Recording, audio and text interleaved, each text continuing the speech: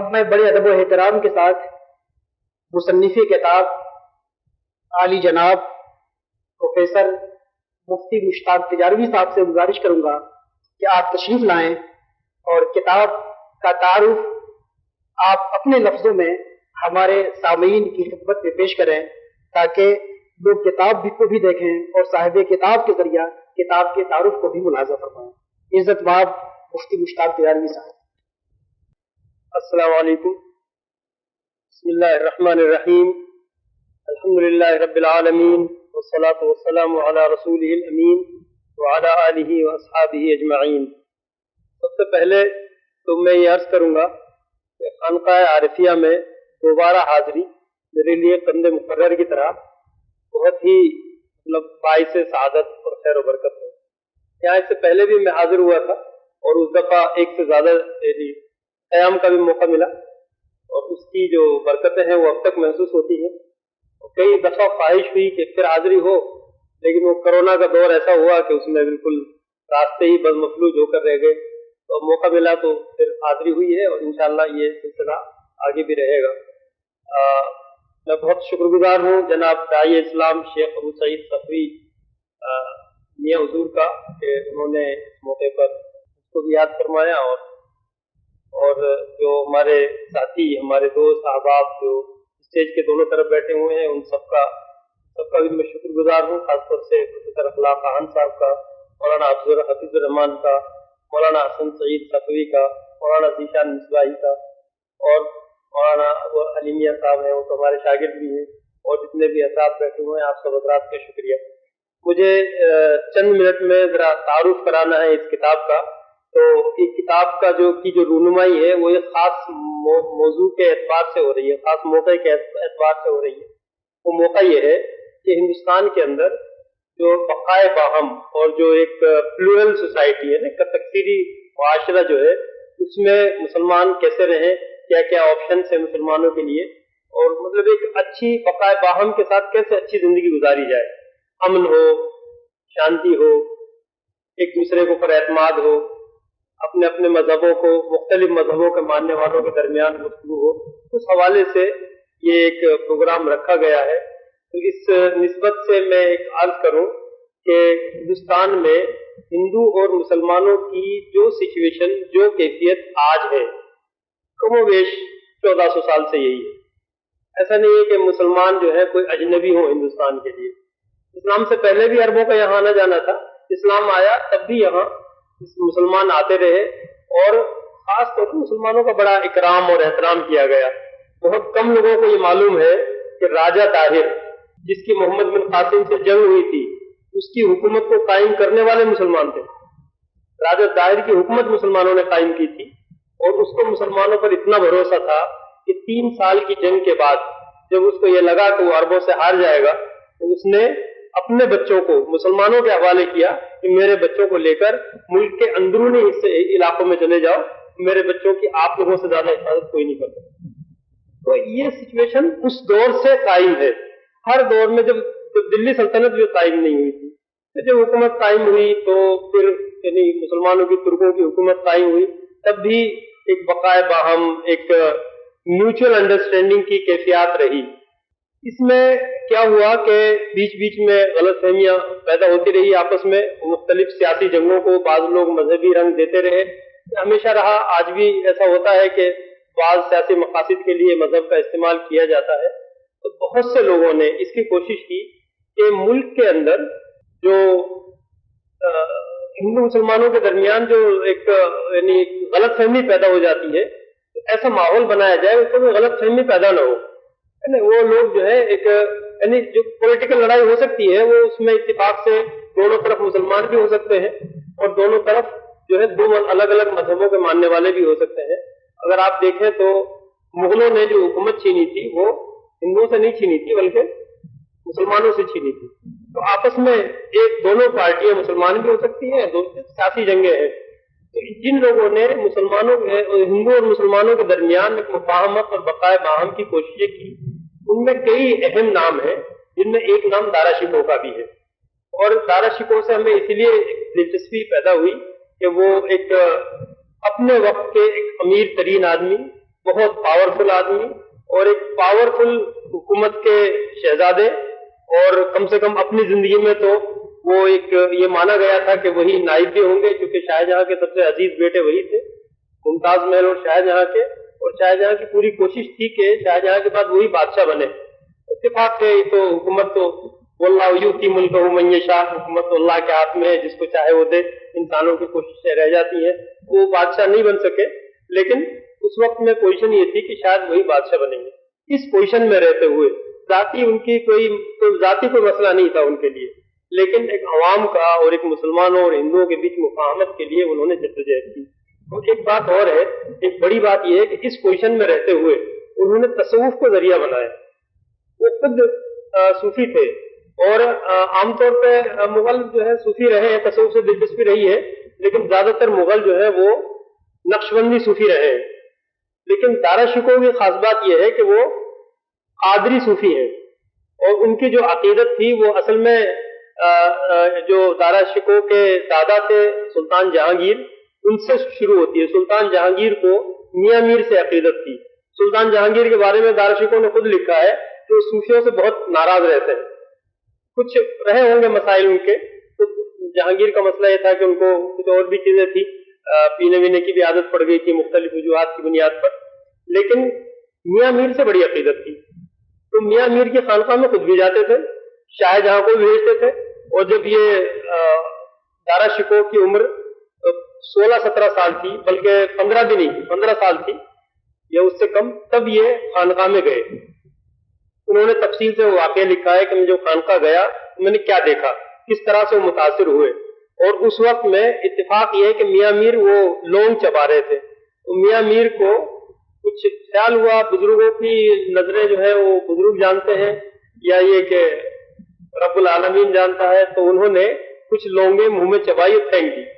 تو دارا شکوہ نے وہ اٹھا کے کھا لی۔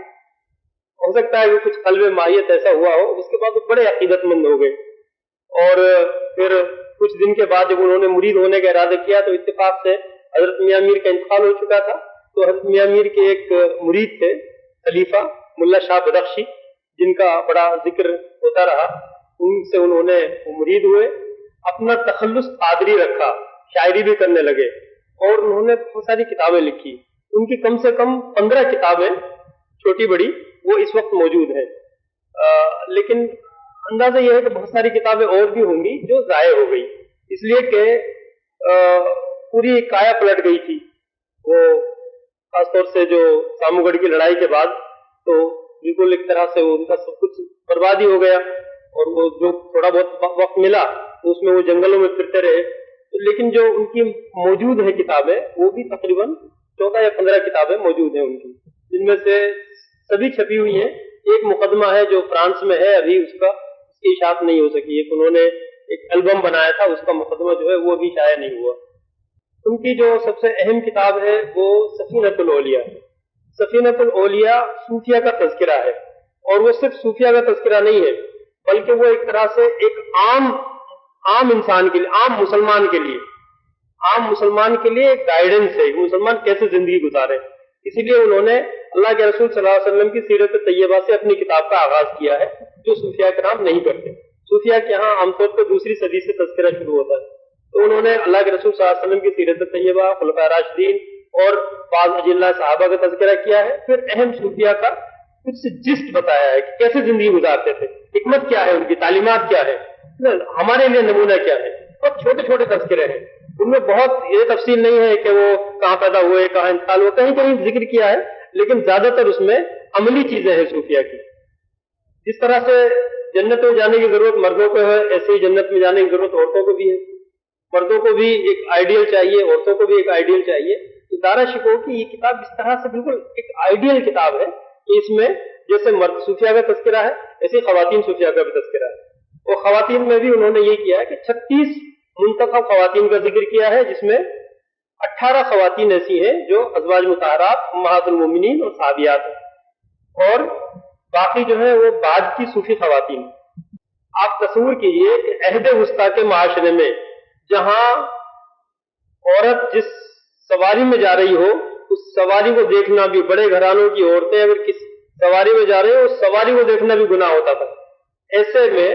ایک جو حکومت کا بہت عظیم ترین آدمی ہے وہ عورتوں کو ایک نمونے کے طور پر، تو بنیادی بات ان کے ذہن میں یہی ہے کہ جس طرح سے مردوں کو ضرورت ہے ایسی عورتوں کو بھی ضرورت ہے، تو جو راہ ہدایت اور جو ایک عملی زندگی، تو سفینۃ الاولیاء اہم ترین کتاب ہے دارا شکوہ کی، اور اردو میں بھی ملتی ہے، چھپی ہوئی کتاب ہے کوئی۔ دوسری کتاب انہوں نے لکھی تھی سکینۃ الاولیاء۔ سکینۃ الاولیاء ایک طرح سے ان کا ریسرچ ورک ہے، جیسے آج کے دور میں پی ایچ ڈی ہوتی ہے اس طرح کا کام ہے ان کا۔ 6 سال انہوں نے محنت کی، پی ایچ ڈی لوگ 5 سال میں 6 سال میں کرتے ہیں، 6 سال انہوں نے محنت کی، اسی طرح ریسرچ کی جیسے آج کل لوگ ریسرچ کرتے ہیں، اور اپنے پیر اور پیر کے جو مریدین تھے یعنی میاں میر قادری اور ملا شاہ بدخشی اور دوسرے مریدین تھے ان کے حالات لکھے۔ حضرت میاں میر قادری چونکہ لاہور میں تھے تو لاہور کو بہت ڈیولپ کیا انہوں نے، لاہور ہی میں رہے، وہ جگہ جگہ جہاں میاں میر قادری جاتے تھے وہاں گئے، لوگوں سے پوچھا، مشورے کیے، ان کی تاریخ پیدائش کی تحقیق کرنے کے لیے ان کے گاؤں گئے، وہ گاؤں بھیجا ایک آدمی کو، بالکل ایک ریسرچ کے اعلیٰ پیمانے کے مطابق انہوں نے وہ کتاب لکھی ہے، اور بڑی اہم کتاب ہے وہ بھی، اور اس میں بھی بڑی حکمت اور نصیحت ہے لوگوں کے لیے۔ اچھا، ایک چیز یہ ہے کہ وہ بادشاہ تھے پورے ملک کے، اور ماحول ایسا نہیں تھا کہ وہ یعنی کمیونل فیلنگ زیادہ نہیں تھی، جو مسلمان جس طرح سے ان کو اپنا حاکم مانتے تھے ایسے ہی غیر مسلم حضرات بھی ان کے ساتھ بڑی عقیدت رکھتے تھے، اور ان کے یہاں بھی غیر مسلموں کو ویسے ہی رسائی تھی جیسے مسلمانوں کو رسائی تھی، زیادہ سے زیادہ صلاحیت دیکھی جاتی تھی، جس کے اندر جو خوبی ہو۔ شاہجہاں کے وزیر ایک غیر مسلم تھے، پنڈت، وہ اور بہت سے یعنی اکبر کے زمانے میں جو اکبر کے 9 رتن تھے ان میں کئی غیر مسلم حضرات تھے۔ دارا شکوہ نے بھی کئی غیر مسلموں کو اپنے ساتھ رکھا، تو دارا شکوہ کو احساس ہوا کہ ایک باہمی مفاہمت کے لیے صرف مسلمانوں کی اصلاح و تربیت کافی نہیں ہے، غیر مسلموں کے یہاں جو حکمت اور دانش ہے اس کا بھی مطالعہ کرنا چاہیے۔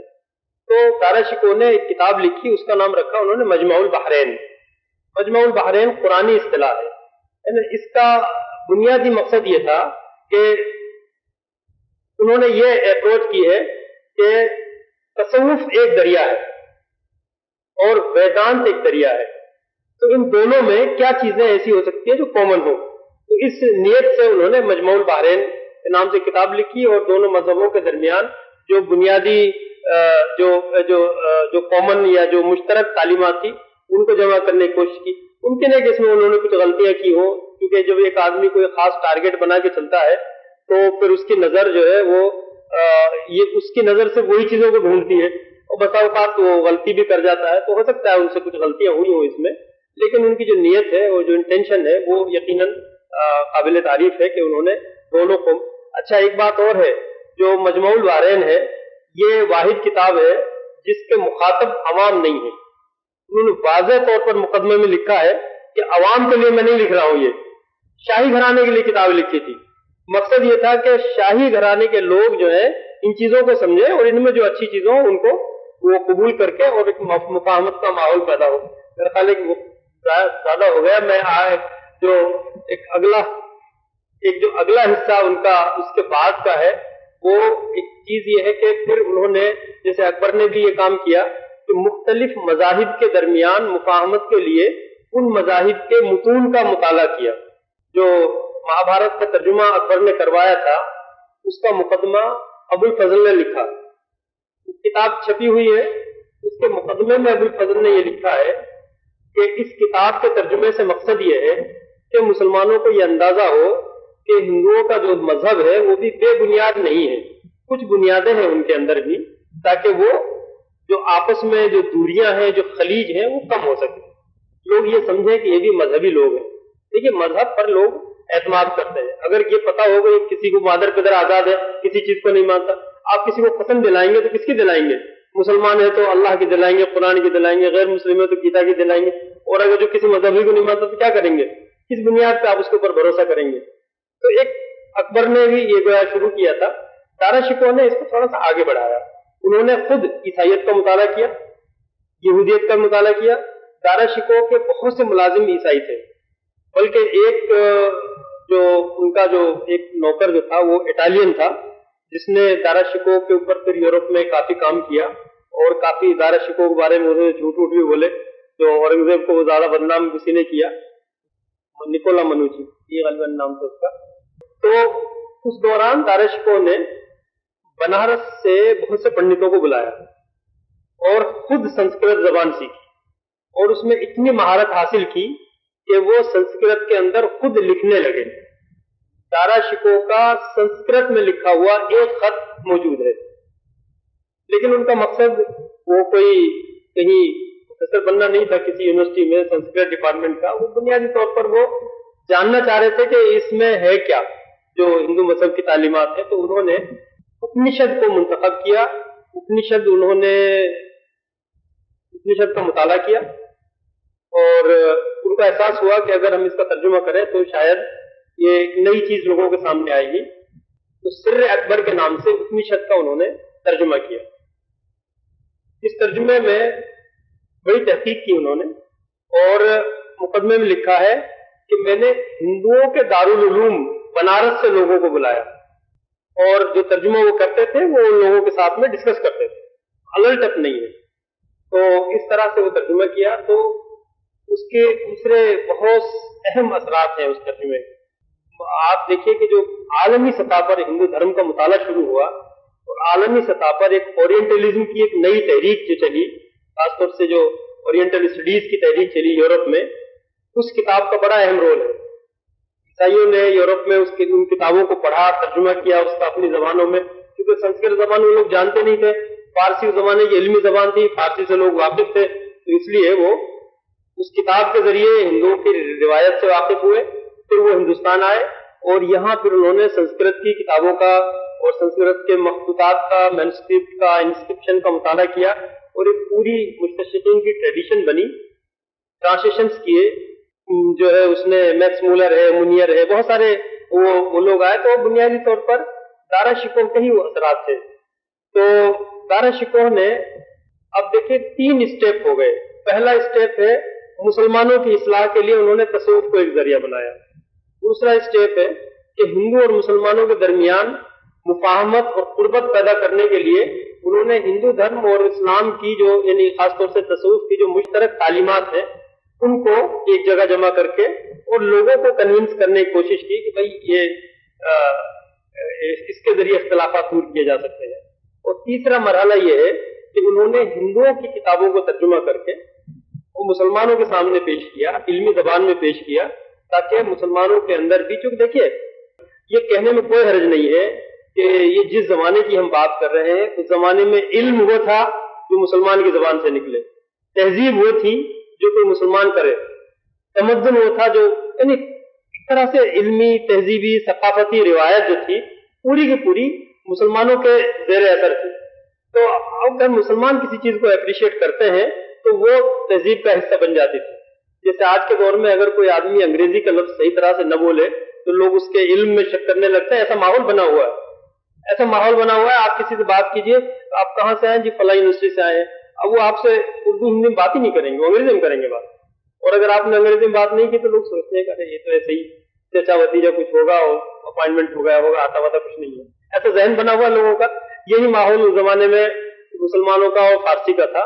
कि जो मुसलमानों के यहाँ जो चीज काबिल एतमाद है वही काबिल एतमाद मानी जाती। तो उसका तर्जुमा किया कि वो भी पढ़े, देखे, समझे और उसमें जो अच्छी चीजें हो उनको अप्रिशिएट करें और आपस में एक मुफाहमत का माहौल पैदा हो। तो बहरहाल दारा शिकोह की ये बड़ी अच्छा। एक बात और है, जबान के लिहाज से बड़ी गैर मामूली शख्सियत है, इतनी अच्छी। तो प्रोफेसर अखलाक साहब मौजूद है, मुझे कहने की हिम्मत भी नहीं है, लेकिन जो थोड़ा बहुत मैंने पढ़ा है तो अंदाजा ये है कि फारसी जबान बहुत अच्छी उन्होंने लिखते थे, बड़ी रवा दवा और अदबी मयारी जबान में लिखते थे। एक बात यह है कि आज के दौर में जैसे लोग इल्म हासिल करते हैं किसके लिए, मुलाजमत के लिए, पैसे कमाने के लिए, उसको पैसे कमाने की जरूरत थी नहीं, है ना, वो किसके लिए जरूरत, उन्होंने खालिस इल्म के लिए सीखा, खालिस इल्म के लिए मुताला किया। और आज भी दुनिया की मुख्तलिफ लाइब्रेरियों में ऐसी बहुत सी किताबें हैं जिनके ऊपर दारा शिकोह के दस्तखत है और लिखा हुआ है कि ये किताब मैंने मुकम्मल की, या मोहर भी है, कहीं दस्तखत है। तो बहुत वसीह मुताला आदमी थे। और मुगलों में पढ़ने का रिवाज तो रहा है, लेकिन बाबर के बाद بلکہ بابر سے بھی ہم کہہ سکتے ہیں، بابر خود بہت پڑھا لکھا آدمی ہے، اس کی اپنی کتابیں ہیں، لیکن یہ کہ دارا شکوہ جو ہے وہ بڑی غیر معمولی شخصیت ہے، اور بہت پھر شاعر بہت اچھے تھے، عیسائیت کے مختلف مذاہب کا مطالعہ کیا تھا، اور ان کا ایک بہرحال ویژن یہ تھا کہ ہندوستان کے اندر ایسا ماحول پیدا ہو جس میں ہندو اور مسلمان باہمی مفاہمت کے ساتھ رہ سکے۔ اب اگر دارا شکوہ بادشاہ بنتے تو کیا ہوتا، یہ تو اب یہ ہے کہ تقدیر کا مسئلہ ہے، جو ہونا تھا وہ ہو گیا، لیکن بہرحال انہوں نے جو کام کیا اور ہمارے سامنے جو کام ہے وہ قابل ستائش ہے، اور اس کی ضرورت ہے کہ اس طرح کا وہ نہیں، اس طرح کے کام کیے جائے تاکہ اس ملک کے اندر اچھا ماحول پیدا ہو۔ دیکھیے دنیا جو ہے رب العالمین کی ہے، اللہ کا فرمان ہے، حدیث قدسی ہے کہ یہ دنیا اللہ کا کنبہ ہے نا، اس میں یہ نہیں ہے کہ مسلمان اللہ کا کنبہ ہے، سب اللہ کا کنبہ ہے، مخلوقات ساری کی ساری اللہ کا کنبہ ہے۔ اس کے لیے سب سے اچھا آدمی وہ ہے جو اللہ کے کنبے کے لیے اچھا ہے، تو ہمیں اس کی کوشش کرنی چاہیے کہ باہمی مفاہمت پیدا ہو۔ اور دیکھیے ہم لوگوں کے یہاں ایک کہاوت ہے کہ وہ اینٹ کا جواب پتھر سے نہ دیا تو کچھ نہ کیا، بہت غلط بات ہے، قرآن کی تعلیمات کے صریح خلاف ہے۔ اللہ کا فرمان ہے ادفع باللتی ہی احسن، اچھائی کے ساتھ بدلہ دینا ہے، کیا ہوگا؟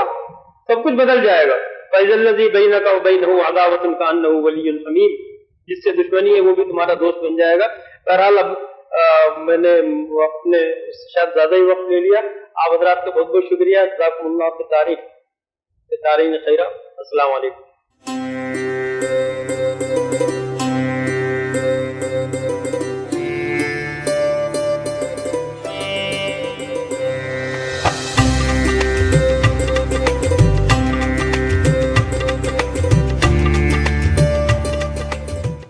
جامعہ عارفیہ مرکز